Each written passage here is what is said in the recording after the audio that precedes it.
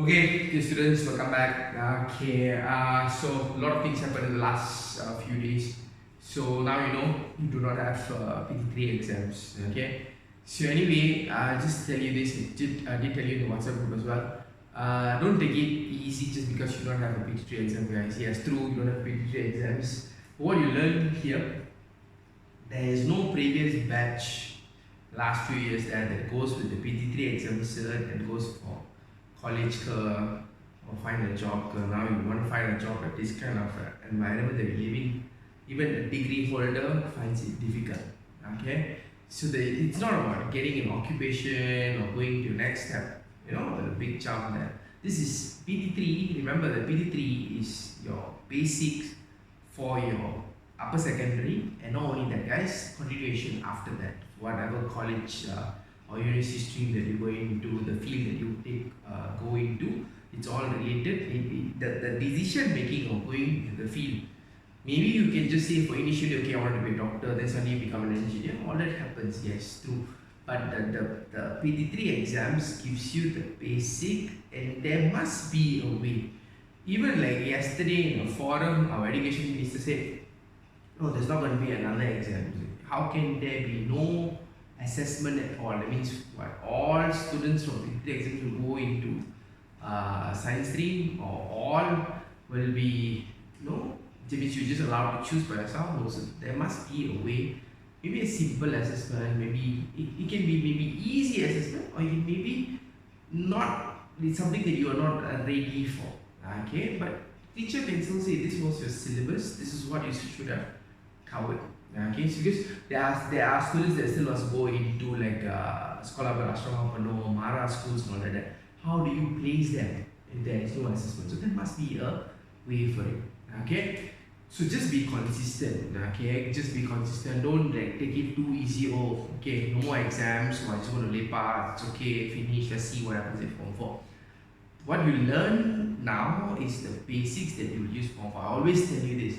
When you did the first three chapters I was telling you, these are your basics for biology. If you take biology, if you don't take biology, let's say even you are in the art stream, normal science, that basic there only you will use. If you do not have that basic, you will struggle. Okay, you will struggle in your SPM years. This chapter is chapter 5. The previous chapter we learned about the metals and how the reactivity of metals and all that. That's the basic for chemistry. Okay, and this chapter is like the terms that use, the terminologies that you see here, this graph that you see here, and everything.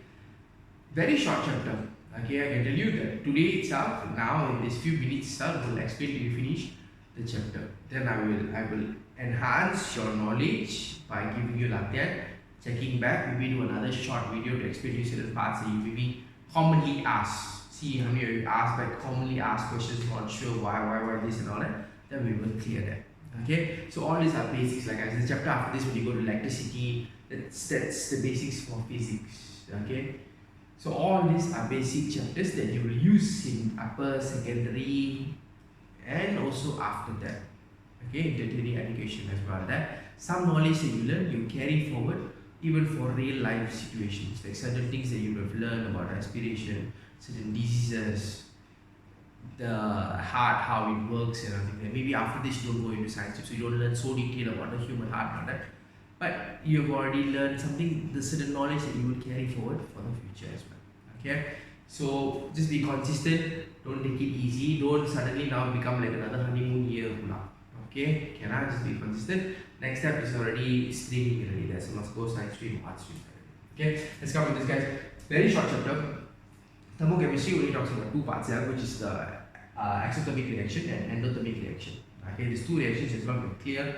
You see how the energy change occurs, whether it absorbs heat or releases heat. When something absorbs heat, what happens to the surrounding? When something releases heat, what happens to the surrounding temperature?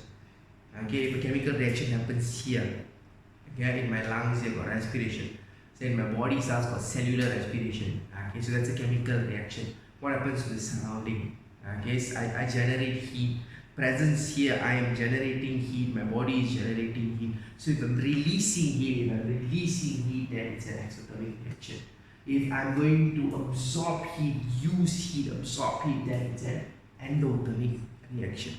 Okay, since it's the first time we're looking at all this, I'll go a bit slow. I'll explain to you. Don't worry. With the latte and there, always ask questions. In the whole group, there are about 40 of you. This class here. But only about 10 of you ask questions. So the rest 30 of you also, please ask questions. If you don't have any questions, you're perfect. You know your stuff. That very good. Okay. Next, let's come to this guy. Exothermic reaction is a reaction that releases heat.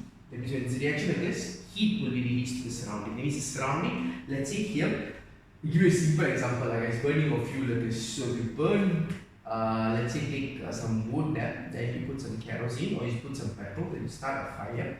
What happens is you're sitting around here, campfire, katakanlah campfire there, you will feel the heat. That means it's a reaction that is releasing heat. Exothermic reaction is a reaction that releases heat.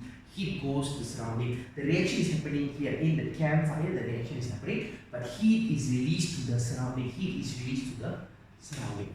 Okay, so that's an exothermic reaction. Okay, so what will happen is this is concentrated on the focus on the fuel that is burning in the wood and then the petrol that is burning here, guys. What happens is reactant here. See the energy change here, guys. The reactant adalah yang bertindak panas lah. So yang bertindak panas here is the wood there and then the fuel. Okay, petrol ke kerosene ke apa dan sebagainya. What will happen is after they burn finish, what will happen is the amount of energy that they had initially when they started to burn, we just put the fire spark there, the amount of energy goes up.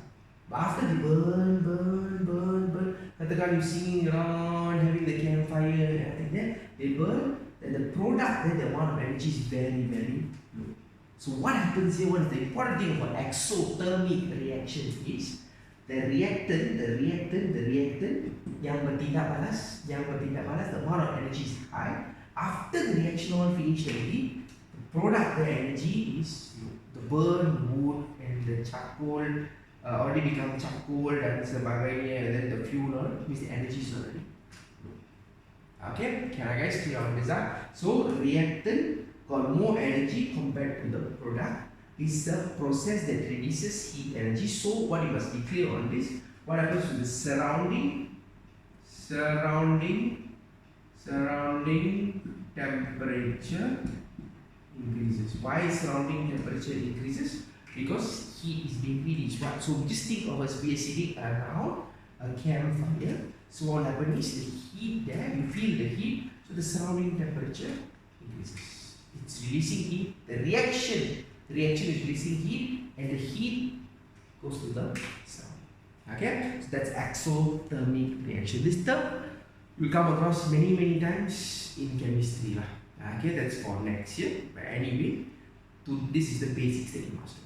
Okay, now next, endothermic is a reaction that absorbs heat. So it's a reaction that is happening. It's going to take heat, absorb the heat. So let's say if I am going to react, it's going to absorb heat. So if I am absorbing heat, what happens to the surrounding temperature will start to decrease. Surrounding temperature will decrease that. So now what happens, guys? A simple example. I choose a simple example because the rest of the other examples that are there in your notes there will be more related to chemical activities that you go through. The ones we will go through. Don't worry lah. Give you a few examples then I'll later on. Okay, you check out the notes first. Now the thing is, guys, here, see, I get this clear here. Photosynthesis. Guys, photosynthesis, when a place has got a lot of plants, you feel more cooler. Got a lot of plants, not because of the shade alone, no, not just because of the shade there, but the presence of plants there, because the plants are going through photosynthesis. Surround you are, let's say you're walking by the Parasico botanical gardens, you walk by, you feel more cooler in botanical gardens there. Why? Because photosynthesis is a process that absorbs heat, uses the heat energy. You need heat, you need sunlight, you need heat there for photosynthesis to occur. So when it's absorbing the heat, let's say I'm the tree, I absorb the heat, that means from the surrounding temperature here will decrease. So what happens here is surrounding temperature decreases.